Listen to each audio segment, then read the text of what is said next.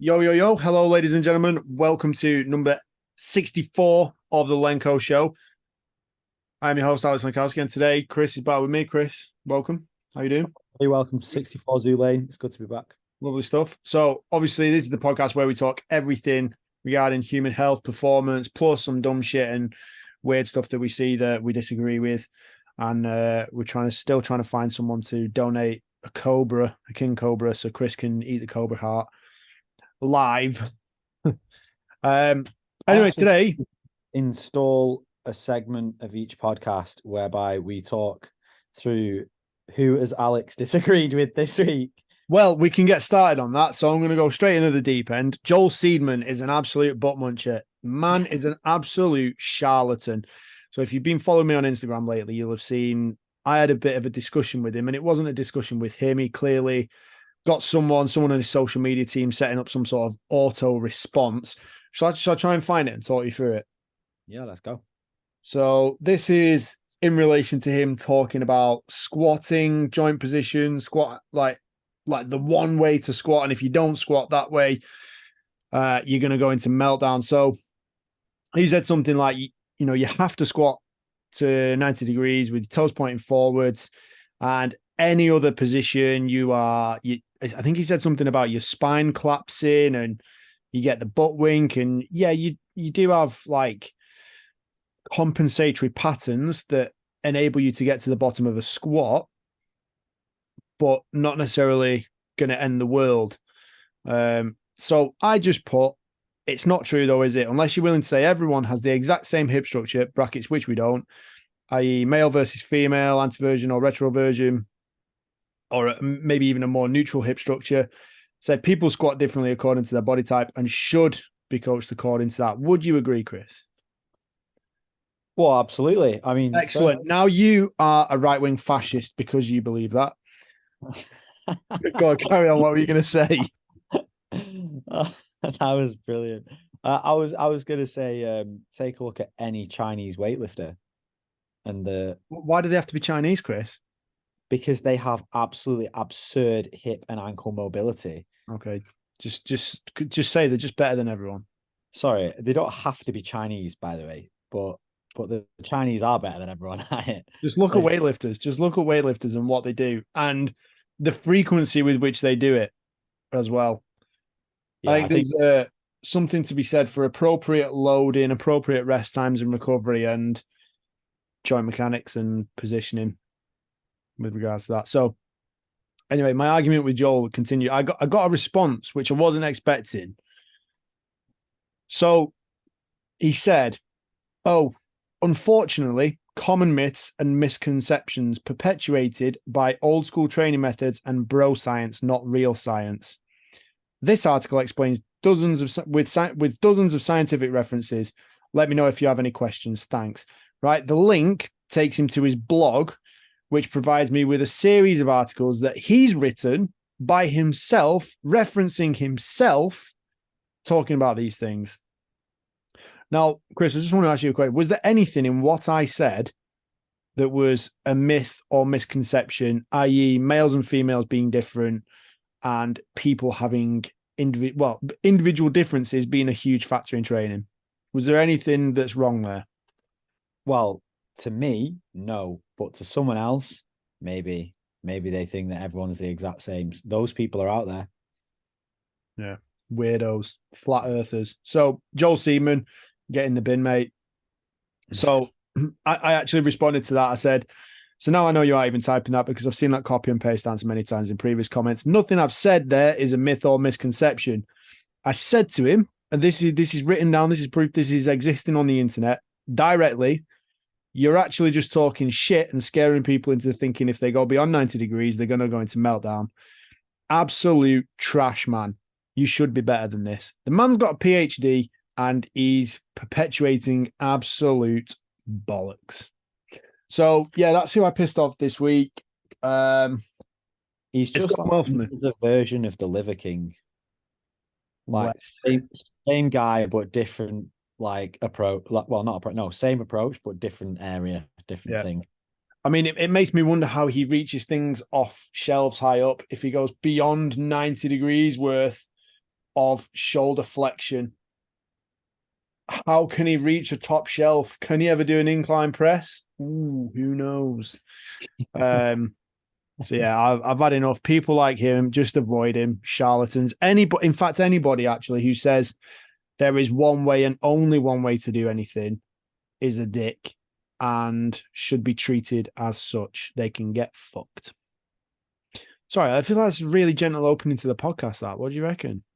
Wise words. And I love it. I genuinely think we should start each podcast with who has Alex disagreed with this week? How did it go? What happened? What was said? Yeah. Okay, well, we'll do that. I'll try and do that. I'll try and keep notes. I'll try and keep track. It's difficult sometimes, there's a lot of it going on. And to be honest, actually, like it's not me going around pissing people off. It's more me noticing dumb things and then calling people out. That's probably more accurate. Yeah.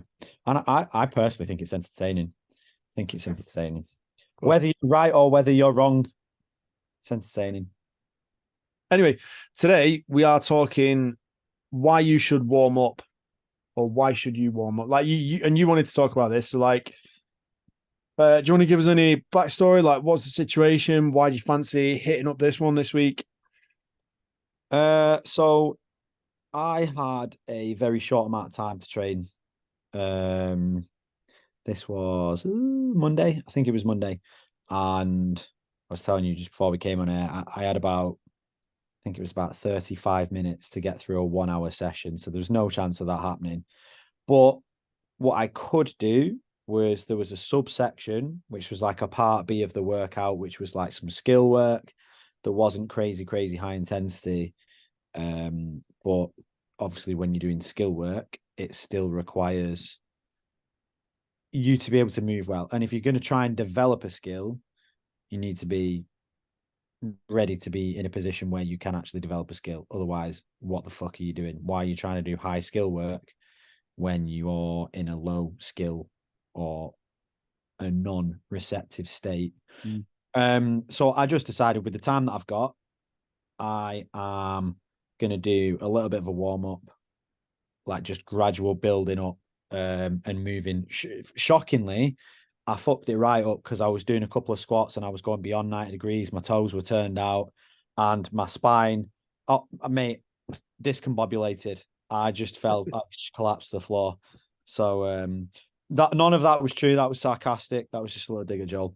But I was just going through the motions, moving, increasing range of motion, going through the ramp protocol, but doing specific things that would help me get into best positions for when I actually did the skill work. And then I did the skill work.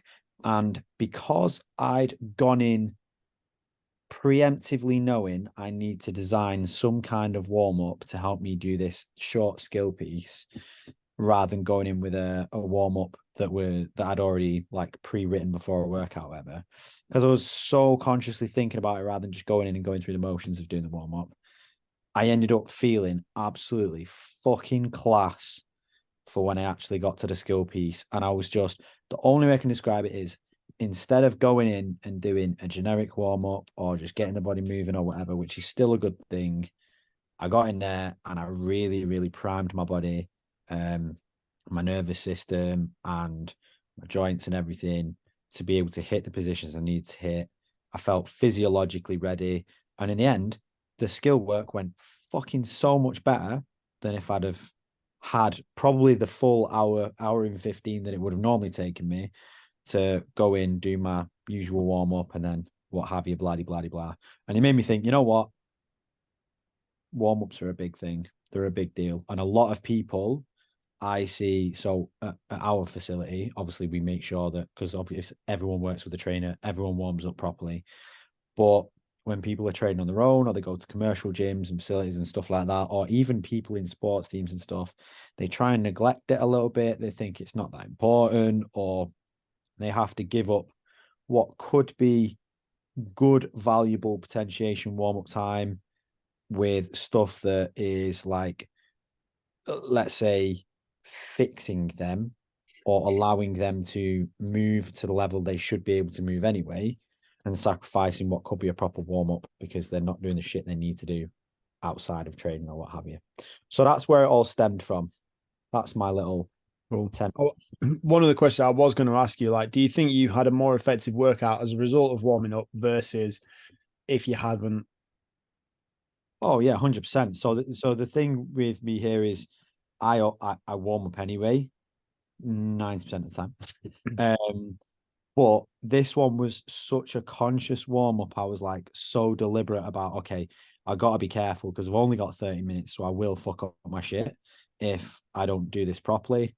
And because I was so deliberate, I could 100% feel the effects during, after, like, and that's during the workout and after the workout. And as a result, because it was skill work as well, I definitely got way more of a training stimulus directly as a result of that warm up specifically.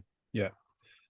And what I would say, so like when we're talking about warm ups, we mean basically bridging the gap between your current state and your sports performance. So I'd say if it was a sliding scale of like stone cold to like red hot, ready to go, you have to think about like every day you step foot in the gym or every time you step foot on the practice field, you're probably somewhere slightly different on that sliding scale. So the main thing is always taking your current state and then bridging that gap to make sure you're actually able to perform to an optimal level.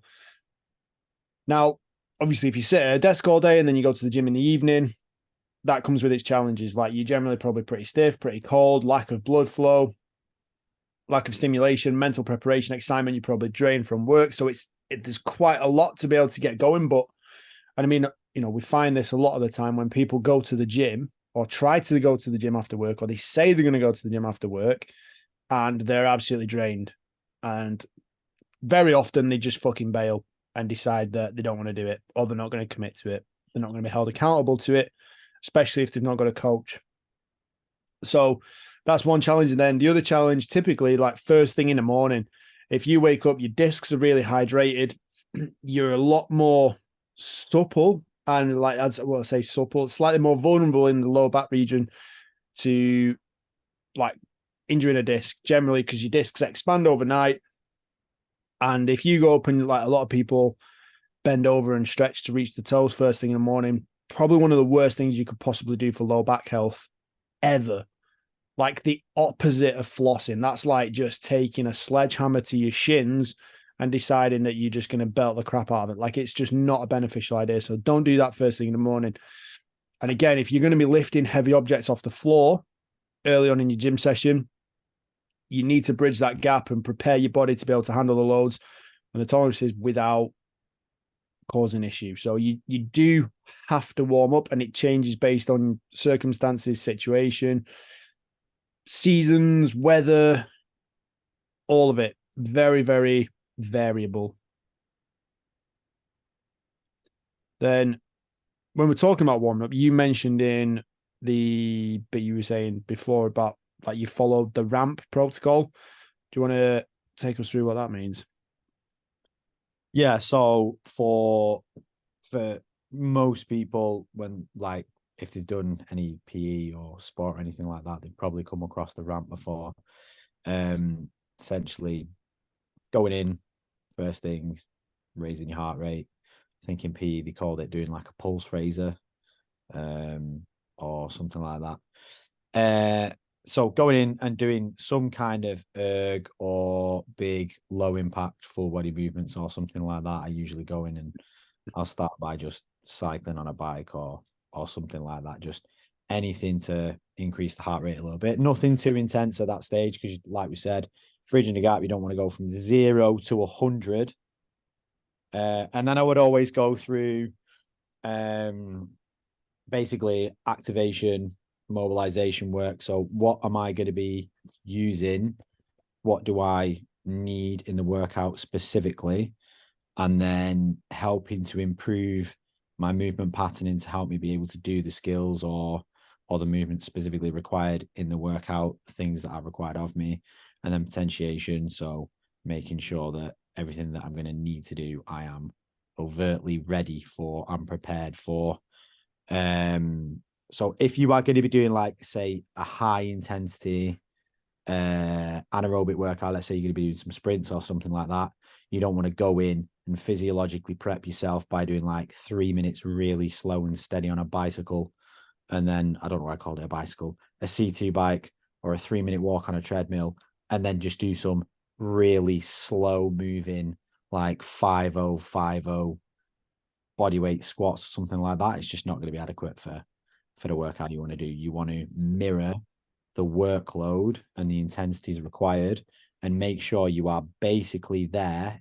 Well, actually, no, you want to be there before you actually start the work. And I think so for me, a lot of my training is obviously CrossFit stuff. There's research out. You can look on WOD_science on Insta. Or they've got a blog as well, but it actually shows the difference in performance in athletes across different sports. Obviously, the vast majority, it's biased towards CrossFit. On people who go out hot from the gates with a lower heart rate, and they just go from like 60 beats per minute as a fit person, for most probably less than 60 beats per minute, but 60 to, let's say, 120 to 140, something like that, versus the person who's already at 100 to 120, and then they go up to 130 or 140 and they stay there and they end up doing a much better job. There's a lot of research that shows that. So yeah, in terms of the ramp, it's raising heart rate, go in, do something, do some physiological prep, then activate the muscles and the joints and the movements and all that stuff that's required, mobilize them as well, making sure you're moving smoothly and efficiently through them, through the range that is required, and then potentiate. So making sure you are overtly ready and primed for the workload required. If it's power stuff and speed stuff, make sure you're doing some fast stuff and powerful stuff. And if it's slow and aerobic and you're doing a zone 2 workout, then that's all you need to do. You don't need to do anything too super crazy. Yeah.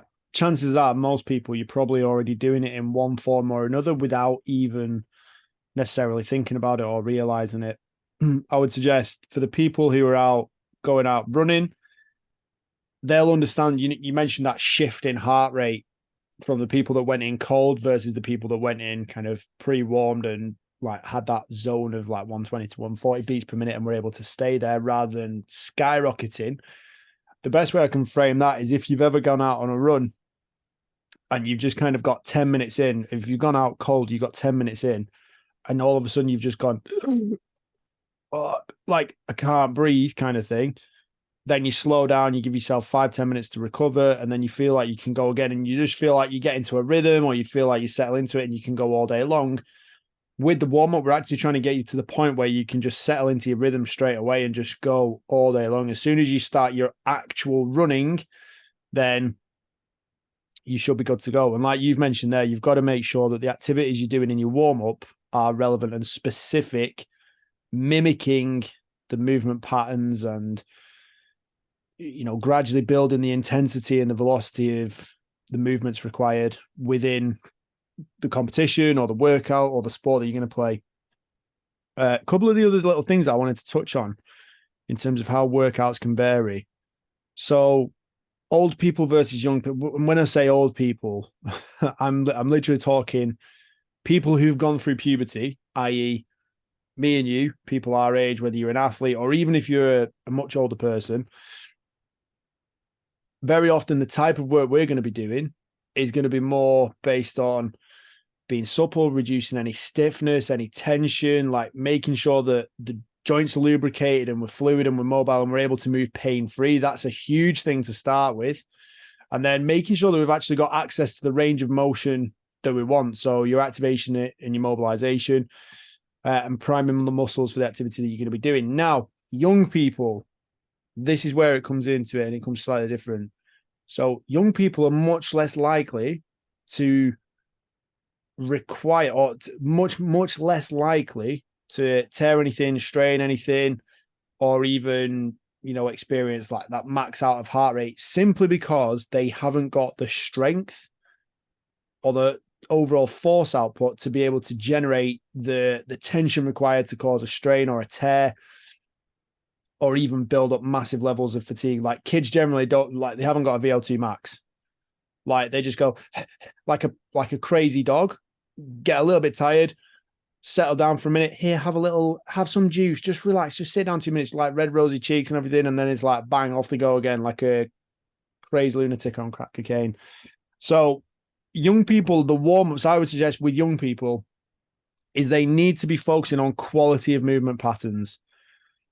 And you can use it as much more of a learning point. They need to understand where their body is in time and space. So challenge them with balance, challenge them with reactions, challenge them with a little bit of agility and coordination, a little bit of core strength. And yeah, definitely add in a little bit of strength work into their warm-ups as well. So definitely differences between young people and old people. Again, not everybody needs to warm up the same. And this comes down to the last point that I want to make on this, on individual differences. Your level of competency and your maximal capacity is going to be a factor. So, for instance, if we're going to do a squat workout, Chris, like we can generally squat pretty decent weight versus one of our clients who might even be a new beginner, it is going to take us longer to warm up to our sort of, whether you want to do 5 sets of 3 or 6 sets of 3 heavy back squats, than it will take for our client to warm up. So for instance, if I was doing a set of heavy back squats or squatting heavy for the day, I'm probably going to go empty bar. I'll do a bit of a lower limb priming. I'll do a little bit of work, TKEs, get my quads going. I'll do some hip and glute activation, get my spine stable. Then I'll start, even if it was just building up the load on the bar, you might go body weight, empty barbell, 60 kg, 100 kg, 120, 140, 150, 160, and then that might even be your entry point into hitting those sets. So that's what, 4 or 5 sets. Again, you go low reps, but you're still getting a feel for the movement. You're getting used to being in that balance position, and you're gradually increasing the load and the weight on the bar to make sure that you're not essentially just saying to your body, here, bang, fucking deal with that. Good luck. So whereas your client is going to reach that ceiling, they're going to reach that threshold way before you do. Like if they're going to be squatting with a 10 kilo dumbbell, well, your first set of your warm up with the empty bar is going to be more than that. So, yeah. Yeah, no, I completely agree. I think for me now, I've been doing strength work on back squats in the previous block of training I was doing. I think I'd spend 10, 15 minutes like before I even touch a barbell, before I even think about touching a barbell. It's moving and getting the ankles ready, then getting the hips ready, making sure the lower back's ready, making sure my upper back and shoulders are ready, and then I might look at a barbell. I like that. And same principle for sprinting. So if I actually, I'll throw this out there to you. What would you say if I told you an exercise professional believed that you could sprint every day without warming up and not get injured? Oh, Max, is it Joel Seedman? How did you know? Because How did you know? it sounds like a fucking torn hip flexor or a torn hamstring waiting to happen. Yes. Yes, it is. So what's your thoughts on that? Well, I just think like the equivalent, I always think with stuff like that, it's like put that in the perspective of or the context of the force velocity curve. It's like saying you probably could squat your 1 rep max or 95% of your 1 rep max, I would say is probably the equivalent of a sprint every day without warming up. Like when you look at it like that, it's just like, somehow I don't think so. Because you're not the same person every day. Sometimes like you wake up and you are stiff. Sometimes you wake up and you feel good. Sometimes you wake up and you stubbed your toe on something yesterday and now you've got a compensatory pattern in your gait and you're not going to run the same, and fucking anything could happen. Anything. So let me just frame this a little bit for you. So he put together this study on himself and wrote this article based on promoting his style of training, saying that his style of training is so optimal that you can sprint every single day without getting hurt because my style of training is so great. Now, when it was analyzed, turns out he's not even running fast enough to generate enough force and tension to cause a tear or a strain. So, my question for you, Chris, do you think he would have run faster and had a more productive session had he done a warm up? 100%. There you go. Go on, carry on. I was thinking, would the results be the same if you were studying, I don't know, Susan Boyle? Someone who So let's put it this way, right? Susan Boyle can't fucking run. She is a big girl. exactly. And when it comes to generating speed and power, I mean, she probably would actually get injured, but not necessarily tearing muscle. She might. Well, I mean, I don't know. When someone's as stale and as stiff as that they can't move, it's tricky. But reality, you have to be able to actually apply a high amount of force to be able to do yourself some sort of damage in the first place. That's why men generally are a lot more susceptible to hamstring tears and strains than women, because men are typically faster. Just fact. It's an outlandish claim, that, Alex. Got to be careful in this day and age. Yeah, well, it's great. What have we got to lose? What if the woman used to be a man? Right, we're not going to get into this tonight. I don't want to do it. So anyway, there you go, Joel, you butt munch. Suckle on that. Some words of wisdom there. And Chris has confirmed that had you warmed up in your sprint experiment, you may have even achieved a speed relevant to sprinting. Not only that, I'm going to take that a step further. I reckon if we borrowed Susan Boyle for a day, we could give her an adequate warm-up that would help her achieve a good enough speed to tear something if she wanted to. I think Subo needs a more in-depth training plan. So, I mean, we've covered a few things already, but I'd got a list of 10 key benefits to warming up. So do we want to go through that? Yeah, man, let's do it. But let's do this, right? What about we do a quick fire? Ooh, all right. How do you want to do that? Go on. So you are going to explain the point in your list. So you're going to name the point in your list. And then I will time you 1 minute for each point to say it. Well, to get through it and explain it in that 1 minute. I'll do it quicker than that. Okay. Number one, increased blood flow. That's going to increase oxygen to muscle tissues, and it's also going to get rid of waste products quicker, removing CO2, removing lactic acid, allowing you to perform to a better standard. Number two, increase muscle temperature. So muscles become more pliable, more responsive to movement. Elasticity improves, the risk of strains decreases.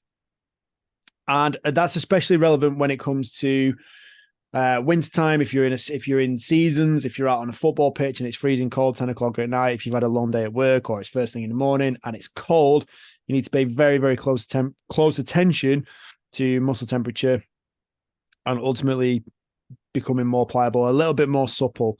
So in summer, that changes. You can actually reduce your warm-up times. I've done this with footballers where as you get into later on in the season, you get to around May time, you can actually spend less time going through the early movement stuff, raising, activating, and mobilizing. You can actually reduce that a little bit and spend a bit more time working on the balls, or you can spend a bit more time just relaxing before you actually play and getting your mental preparation right.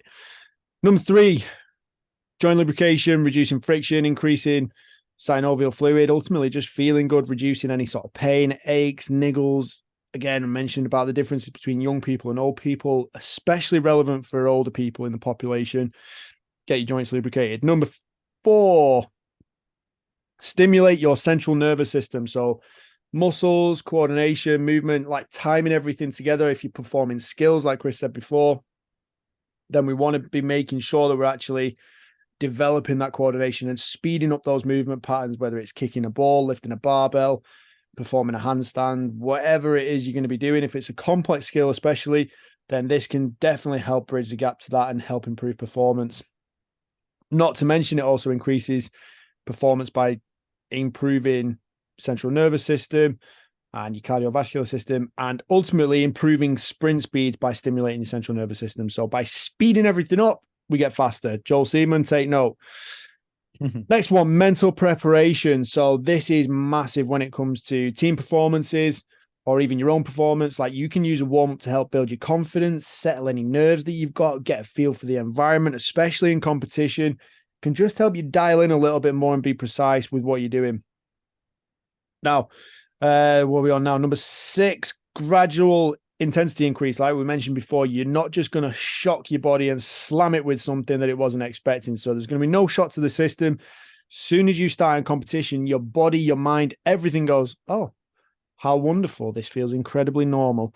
That's what you want. You want to be hitting that stage 4. You want to be hitting the field, hitting the pitch, getting on the court at that moment in time where you think, do you know what? This just feels exceptionally normal. It's just like another day in the gym. It's just like training.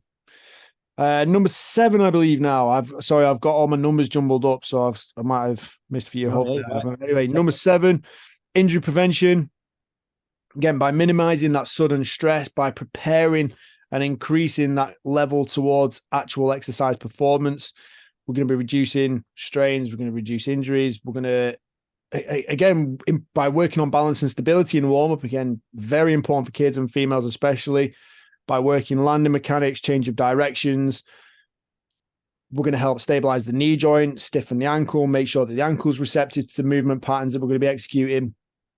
All of these things are going to reduce injuries and reduce that sudden impact of stress upon the body. Number 8.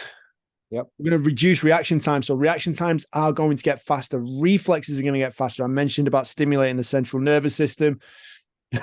There's time pressure on this. What, 4 minutes? Everything improves. Everything gets a little bit sharper, a little bit slicker, because when it comes to reaction times, it's not just a case of, oh my God, there's a new thing. These are all things that you're familiar with. You've already coded them into your mind. Like, think about it as receiving a serve in tennis. If you've seen someone serve a ball before, you understand how fast it travels. You simply haven't got the reaction time to get there. So what you actually do is you pick off cues of your opponents and you read off that. And that's what makes the reaction times appear to be even quicker. Now, could even simply just be a case of just getting you to wake the fuck up. Like, I think in a Formula One racing driver, if you've got to react to someone breaking in front of you or another car pulling out and making a move, all these things speed up because you think, you get sharper. Everything speeds up. Number 11, reduce muscle stiffness. Again, we talked about elasticity, ability to be springy, bouncy when it comes to speed and performance. If you're stiff and rigid and you've been sat at a desk all day, you cannot reasonably expect to perform well and be able to just get up and sprint at an actual sprinting pace. And then number 10, the final one, we're talking team cohesion. So if you're a team, if you're not just an individual athlete, this is your big moment. This is your main chance to get on the same page with all of your teammates. So if you're going through an exercise, if you're going through a training session, if you're going through match day preparations, this is where all of this comes to the forefront. So if you want to be able to perform at the highest possible level and you are reliant on other people performing at the highest possible level, you need to be on the same page. The best teams work not just through like shouting and communicating with each other, but by reading off each other. Like, if you can do it in silence and you just know what your teammate's going to do before they even do it, then the opposition have got no chance. So I know this is something in American football is absolutely huge, being able to go through your game plan your drives, execute your plays, understand how each other's moving, how fast you are on the particular day. So many variables that you can get dialed in your warm-up and you will be able to execute when it matters most, which is what we're all about, right? Wow. Well, I think, ladies and gentlemen, we have to take our hats off to him there, because that was about 15 years worth of experience and 3 hours worth of information condensed into 6 minutes and 21 seconds. And I love it. and we'll have to, if we have show notes, we'll have to pop them in for people to be able to get 6 minutes and 21 seconds of all the information you need to convince you to do your fucking warm-ups and do them properly. I thought I was very expertly done, Alex. Very expertly. Thank you very much. Thank you. I'm just, you didn't mention anything about eccentric isometrics.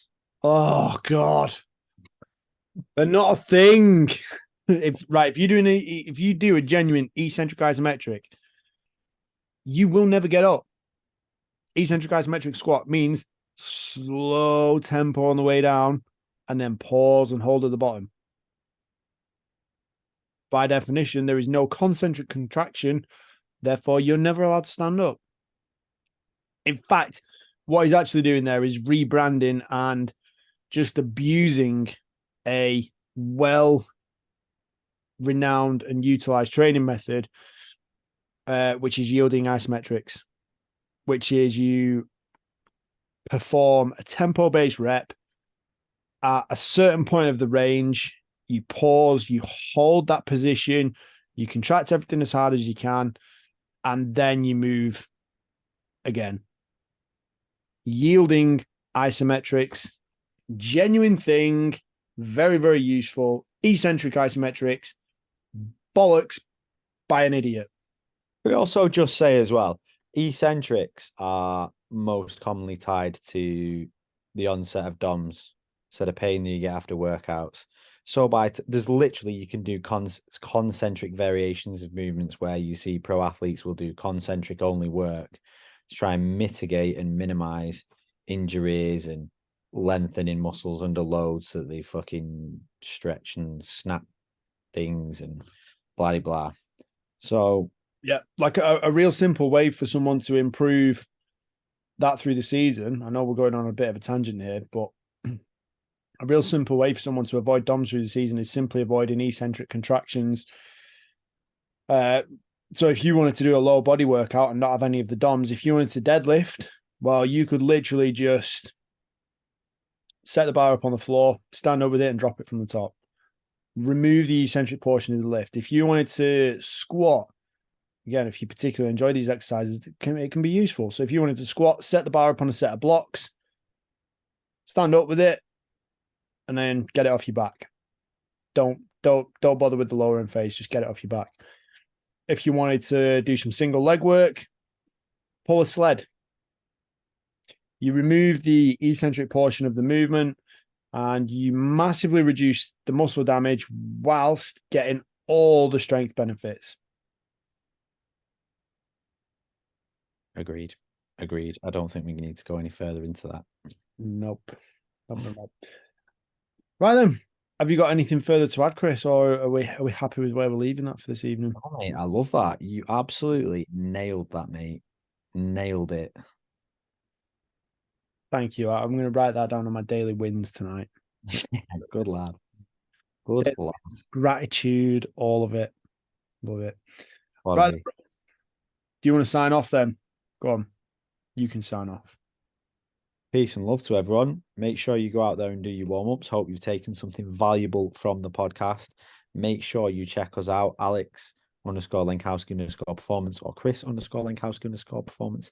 This was episode 64 of the Lenko Show with the Lenko Bros. Keep your eyes on the prize. The proof is in the pudding. Do you know any other cliches, Alex? Stay hard. Stay hard. Stay frosty. Be the guy that carries the boats and logs. On that note, goodbye, everyone. Do your warm-ups. Lenko out. What a beautiful way to sign off. Peace and love, everybody. Goodbye.